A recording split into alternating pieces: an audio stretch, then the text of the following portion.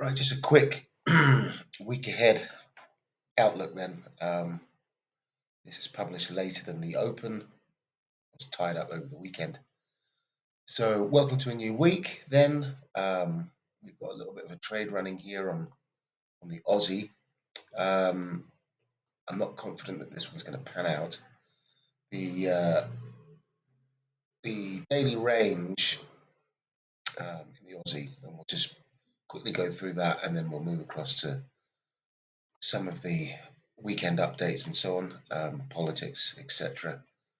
Um, so we've got the prior week's range in focus here. So I'm expecting more of a move lower than up, but I did wonder whether we could pick up some money on the way down. Um, Sort of bottoming at the around just above the London lows. So we had poor ISM out from America.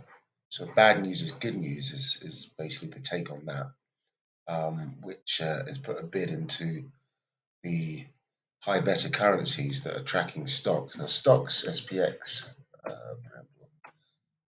um, um, have been positive on the day. So that's putting a bid underpinning the risk on currencies such as euro, CAD, um, stabilizing somewhat, CAD, and then we have the Kiwi.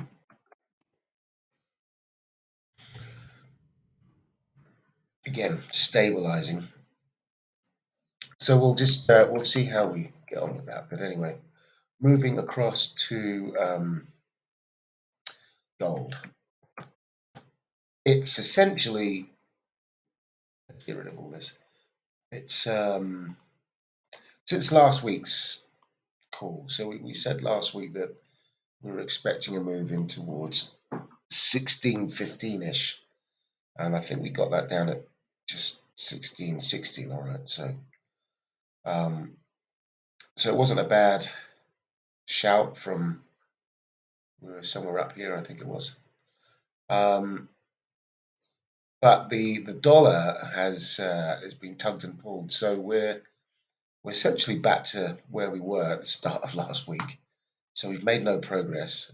We've moved out of a channel topside range, so we're now on the back end of the channel. Whether that signifies that we're heading higher, it could be so. Um, in that respect, then we have the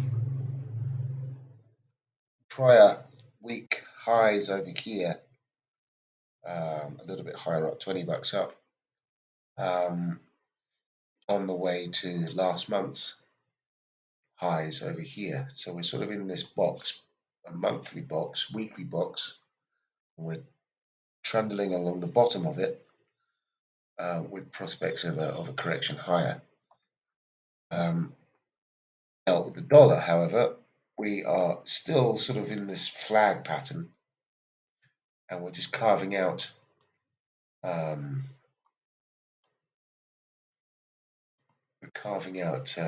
downside, which has been beneficial to gold. But still, we've got this W formation that is yet to be entirely breached in terms of the neckline that would act as sort of a supportive structure over here. So where we're balancing on last week's lows, there could be a move up, which would knock the gold thesis bullish out of the park, really. I mean, this is coiling, so this could burst to life on the upside. On a break of last week's lows with a decent close or two on a daily basis, then the thesis will be for a move back into the broader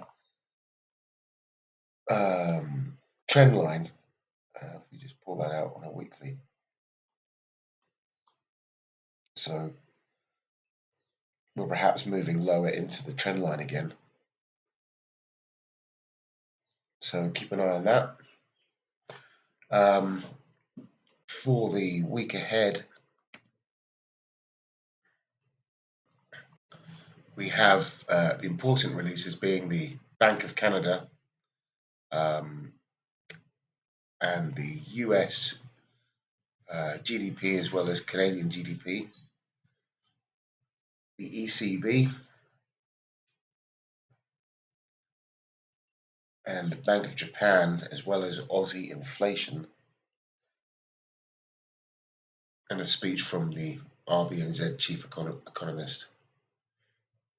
So pretty packed week actually, and we should see some movement.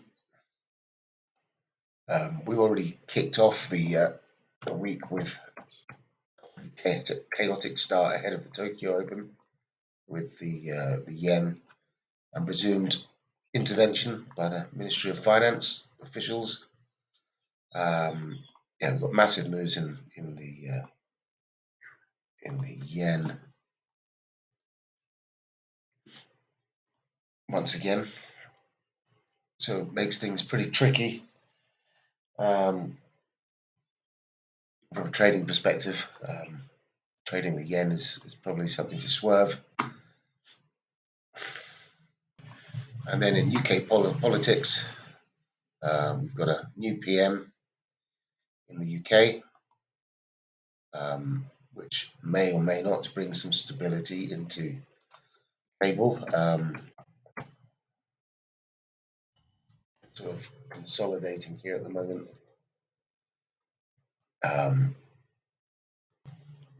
But I mean, the focus should really be on the economy. I mean, it's much more of the same. I mean, we've got Sunak in as PM for the UK. It's status quo really. Complete shambles really. But there you are. And but the economy is something that should be the driver ahead. I mean, most recently, retail sales were really poor, well below the pandemic trend, pre-pandemic pre-pandemic trend, I should say. So that was not a good outcome. Um, so I mean, in terms of the Bank of England, it's unlikely to follow through on the pent up sort of market expectation really of the rate rise to over 5% next year.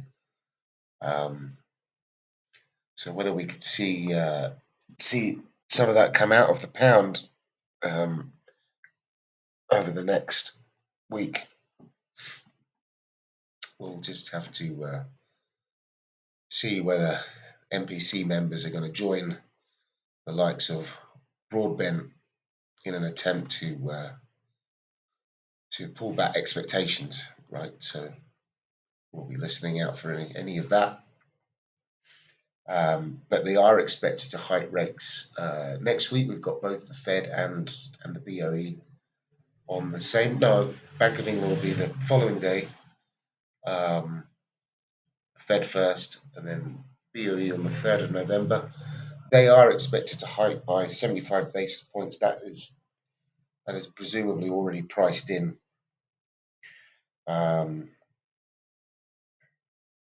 But I mean, if they do not hike by 75 basis points, then and maybe just 50, that would be a more balanced outcome and potentially negative for the pound.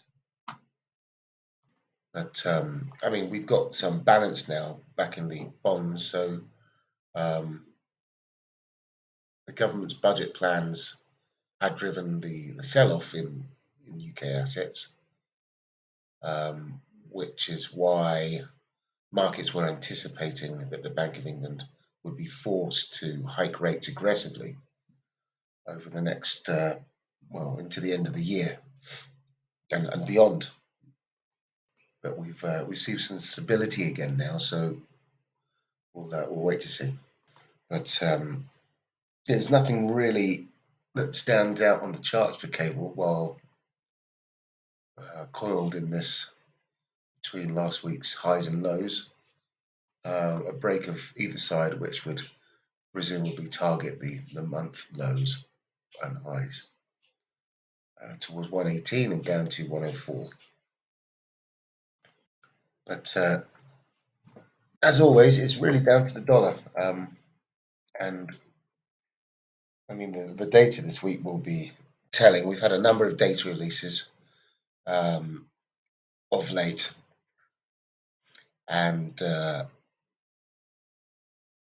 essentially mixed with increased market uncertainty with regards to the future path of the Fed and rate hikes. So the key data for the week will be the real GDP and core PCE.